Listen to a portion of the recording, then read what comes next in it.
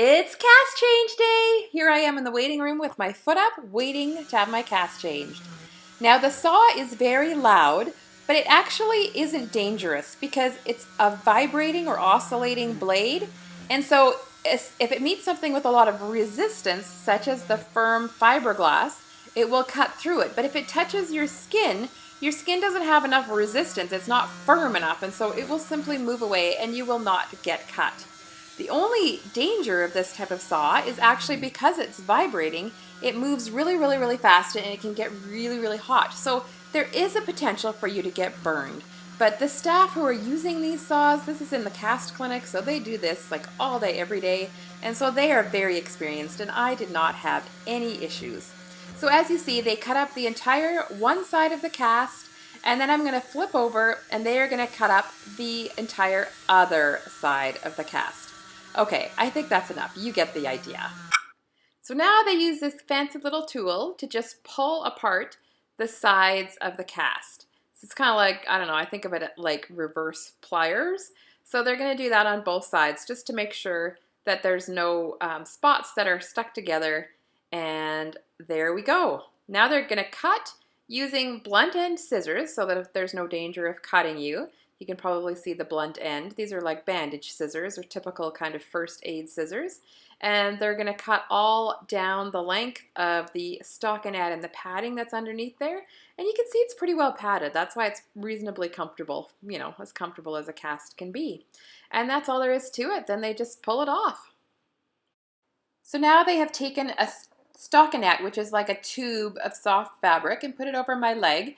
And then placed padding around that in order to make it the most comfortable that it possibly can be for a cast. And then they've taken, you can see I've chosen pink for my color of fiberglass, and they've taken the whole roll of fiberglass and dunked it in a bucket of water, and then they just start rolling it around and covering every area, following, you know, a good pattern.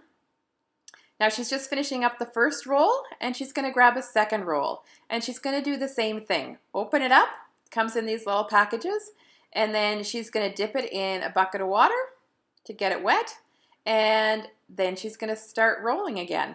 And while she is rolling, I am pulling my toes up towards my nose as much as I can so that I feel a stretch through my Achilles tendon, because the goal with this cast is to reposition my foot so that it's closer to 90 degrees, but it's going to happen every couple of weeks until my foot gets to hopefully 90 degrees by the end of the 6-week casting process. But I have to admit it was really tight, and it was really hard to pull my toes to my nose.